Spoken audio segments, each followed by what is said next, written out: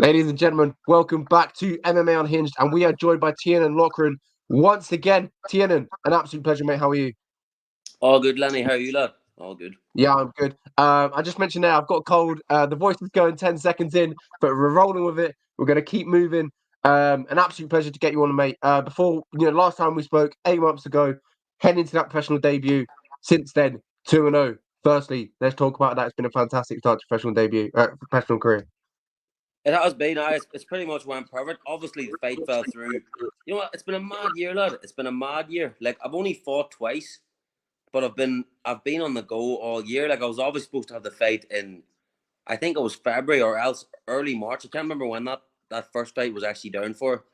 I was supposed to fight then I ended up fighting in April. Then I fought again in August, and now we're going again in October. So yeah, it's been a steady year, but definitely a good one. Yeah. Yeah, and obviously that's what you want, isn't it? Stay active, keep in the gym, and getting them fights in. Absolutely. It's the first, it's actually, I know I've said it a few times, but it's the first thing I said when it came to Fight Academy. I wanted to be active, and hey, they've done exactly that. But I want to be active. If I can maybe get out again this year, I probably will. This is the last, I know LFL are going December 8th, but I'm actually out of contract after this fight, so I'm not sure what the plans are. But if I can go again before Christmas, I probably would. Like, Yeah, we'll get to all that good stuff. The next fight. But firstly, we'll talk about Ivan. Fantastic performance, round two, TKO. Talk to me about that. You looked good out there. I saw you on a lot of headlines after that. Everyone was talking about your name. Was that a good feeling after the fight, and obviously during the fight as well? Looking how good you was. I would honestly say it was the most I ever enjoyed being in the cage in my life, or to date. I would say it was just it was class. Spartak, he wasn't. Don't get me wrong, he was no world beater, but he was a good test. And it was just a chance. It was a chance for me to show a different style. Obviously, I normally initiate grappling on the front foot, but this time I was able to, like, we prepared that way. We were circling off and just trying a completely different style in case someone like this comes about. Someone who is hard to back up is hard. Like, I shot a takedown in the first round, and he actually done a great sprawl. So it meant I had to stick to the striking. But no, I was happy with the performance. Now I've watched it a few times. I was definitely happy enough though. I would always love to know what fighters look like when they're watching a fight again. Talk to me about that. What is it that you're looking for when you're watching your own fight? I don't know. It's actually you're probably always really hard on yourself to start. I remember when I was watching the Spartak one, I was like, I actually forgot, but at the start he was hitting me pretty clean. But I remember thinking like, this lad is literally just going to come out and shoot a takedown. But then he didn't shoot, and I remember I was sitting in front of him, I was sitting in front of me, and he didn't fucking shoot, and I was like, all right, this bastard. So I could nearly just. It took me like maybe a minute and a half to get comfortable. But then once I did, and then I think he did shoot a takedown, nice stuff. And I was like, oh well, that's probably his best attempt. So we're probably all good there. But no, to be fair, watching that last fight was probably as happy as I ever was watching the fight. It was pretty good before. It was alright performance. Like, so I was happy enough. Like, but there's definitely stuff to work on. Like, Yeah, absolutely. And we'll talk about the next step. Obviously, Stephen Drammis, a guy who's got a win in the professional ranks. Another step up for yourself. Talk to me about the challenge. Stephen, what do you kind of expect from him? On the night. I don't really know. There's not much footage on him. I know he was supposed to fight there. I don't know what to think of this. He was supposed to fight there last weekend, and he pulled out. The fight didn't happen, so he fucking better show up, the bastard. But it's a different style. I know he's not a bad strike. I was looking at his record's not great, but I'm on his Instagram, and he was like shadow boxing, throwing spinning back kicks, and I was like, this lad doesn't look that bad. But it's just a different fight. Maybe I change things up this time and show a different style. You have to be able to do that. Like, so, no, it's definitely a pretty good test now. Yeah, you talked about you're looking to use your grappling. You talked about maybe using different styles. Is that in terms of your hands? Maybe showcase that you got them as well. Yeah, I suppose the last fight I did kick a lot. I hands. I maybe not say too much. Maybe Steven's watching somewhere. I don't know. But I'm gonna take him down and tap him. He's been submitted 4 times. He's lost 4 fights. He's been submitted 4 times. I think of 4 guys in fucking Switzerland can submit you. I can, well, not that they were all from there, but 4 guys over in that region can submit you. I can probably get your back and take you out. So that's probably the plan. But hey, we'll see what happens. See what happens. Yeah, you talked about that. It's been submitted 4 times, and obviously that's where you like it. You like the grappling exchanges. Do you see that also been a difference as well? You're too high caliber of a grappler for him. He's been submitted in the past many times, as you mentioned. Do you feel that's just a route to victory for yourself?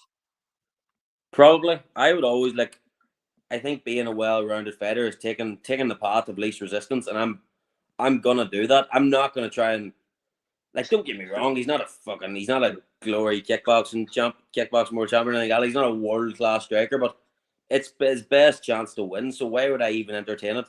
It's a fight where I'm probably not gonna get you need to be beating these guys. So that's what I'll do. I'll just go in and beat him. If I can go in and submit this man in the first round and get out of there, I'll do it 100%. So Yeah, I want to talk on that a little bit.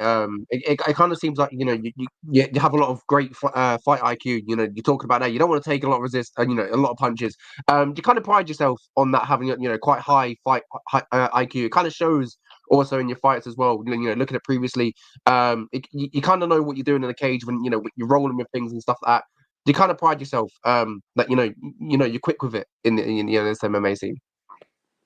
yeah, well, I've said it in the past. I will watch. So it is really hard to get tape on these guys. So this is different being the professional. Like when I was an amateur, I could watch everyone I was fighting. There was loads of tape. I knew them from the scene. These guys, you really have to do your research. I have to go on the Topology, find the show, find what number he was on the show, and then I'll get it from there. But I will get it. So I've been watching. I'll watch Steven. I'll watch what he's good at. I'll try and figure out what he's bad at, and I'll spar that way for what is going to be the next 4 weeks. I'm going to spar like that every single time. I'm going to try and take guys down. What I'm doing in the cage. Yeah, I train very specific to the fighter I'm fighting, and I think it's the only way to go. You hear these great fighters like GSP and John Jones say they do it, so why would you not do it? You have to Yeah, and we'll talk about the future. And obviously, we're not, overlooking Steven. But a win over Steven, you're 3-0. You talked about earlier, a free agent on the market. I'm sure there's going to be a few promotions that, will look for the signature of Tiarnan. Is that what you're looking for? Just see what's available, see what's out there. That's it. I'll talk to. It'll be Pat and Liam's call. It'll be completely down to them. Obviously, they'll take my and they'll ask what I want to do, but whatever they think's the right move for me, I'll do it. If they think it's Cage Wars, I'll go to Cage Wars. If they think it's a few fights in the regional scene until Cage Wars, I'll do that. Maybe they think it's same with the LFL. I'm not sure, but yeah, that'll be completely down to them. I'm in no rush. I'm only 23. Still young. I don't even. I haven't even. I've thought about the UFC, of course, but I'm a bit off that yet. So I'll listen to the coaches and see what they think. I think wherever you go, whether it's the LFL, Cage Warriors, I think they've both got some proven routes to at least to get to the UFC eventually. Especially LFL, they've got that the Dana White Contender Series links. They've had a few fighters appear on the show this year, so I feel like wherever you go, you're kind of in safe hands. Yeah, absolutely. The mistake I made in the last fight, I called for the LFL champion. The head kick got to me. It all went to my head, and I called for the champ. But I don't want that because I actually seen, and I was actually at the Contender Series the other night. Although the LFL wasn't on that one, but they were promoting the next one. And one of the guys from one of the LFL champions was on the Contender Series next. And me and Keelan were sitting there. I was like, oh, fuck, I don't want that. Hey, probably shouldn't have called. I don't need that yet. So, yeah, hopefully they don't offer me the belt. Anyway. It's got to be that adrenaline rush that you get on the mic afterwards. You know what? Fuck it, I can take him on. Is that what it is?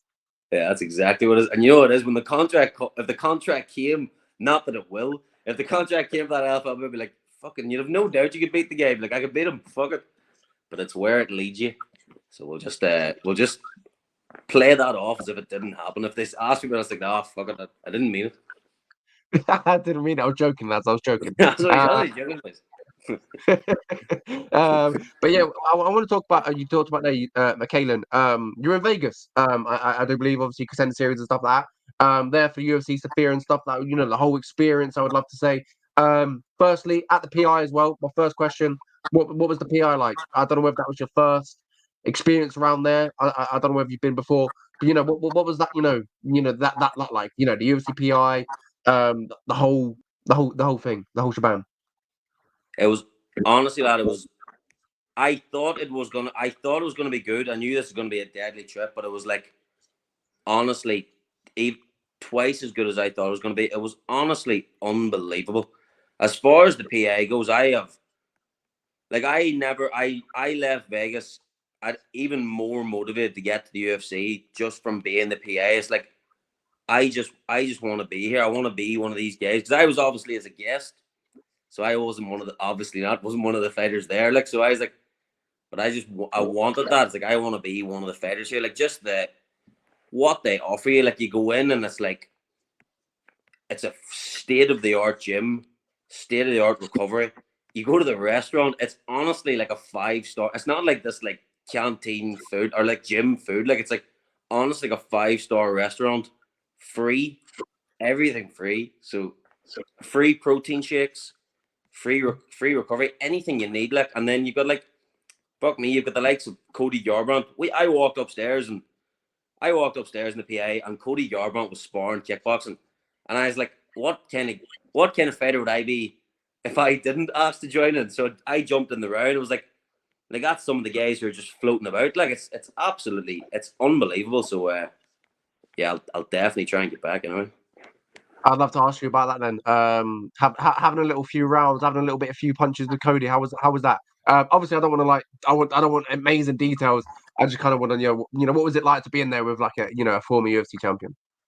Unreal, lad. It was absolutely class. But everybody knows, like Cody Garbrandt is known for hitting hard, and he had nothing happened. Like we weren't even sparring hard, but he was like he was throwing shots, and we were moving around, and it was a really good spar. But him and Keelan, and him and Keelan had a talk about this. Him and Keelan had a bit of a back and forth one time. But Garbrandt was putting in the shots. I was like, fucking hell, boys. I was moving around. I was like, because everyone kept getting me and Keelan mixed up all week. I was like, I wonder, does he think I'm Keelan? Is he trying to knock me out here? And I was moving about, and I had him jabbing me. And I was like, I'm the bro, right? And he goes, I know I. I was like, just to make sure. But no, it was unbelievable, lad. And he is honestly, he's such a nice guy. Everyone was. But to get around with a former UFC champion is just absolutely unbelievable. Like just to see where you're at, even too. Yeah, I can imagine. And I don't know whether you was at it or watching the show, but I saw a picture of Kalen. He was outside of the arena at UFC Sophia. So I know there was some kind of a little bit of a feeler, a taster of what that event was like, and just being around it. I know you were there for fight week. So what was that like? I know the vibes and the energy was probably high. It was unreal, lad. We were actually sitting at the Sphere. So we went and we were like, because it obviously wasn't sold out. So we were thinking, well, maybe go down there because the tickets were so expensive. And don't get me wrong, it was expensive. It was getting out there and all. And we were like, we didn't have any plans on going. It was just to go for a training trip. But we went down and we were saying what we could do. And Keelan was talking to security. And I was literally sitting behind him. And the whole security team was looking at Keelan. And I could see the front door for the Sphere to get into the arena. Like I could see the crowd. I was thinking, fuck me, boys. If I just did a 100-yard sprint, I think I'd be in this place. But I didn't do it to him. But it was absolutely unreal. I just seeing that. That's fucking. It's honestly, it's unbelievable. I've never seen an arena like it. It's absolutely mental. And just seeing a UFC event, although I've been to one before, just seeing a UFC event that close and backstage and all, it was class. It was absolutely class. Yeah, one of the biggest, or if not the biggest event in UFC history. So I know that would have been an event for that you would look at. Maybe you'd like to be on that stage in the future. Oh, absolutely, absolutely, lad. And that's pretty much it. That's pretty much up. Tiarnan, mate. An absolute pleasure. It's always good to speak with you, mate. I appreciate your time. I'll let you go back watching the UFC. I know you're a keen watcher. You're a fan. I know you're in the sport and you're fighting in the sport, but I know you're a big fan of MMA as well. So is your brother. But an absolute pleasure. I appreciate your time, mate. And I'll catch you real soon. Unreal, Lanny. Thank you, lad.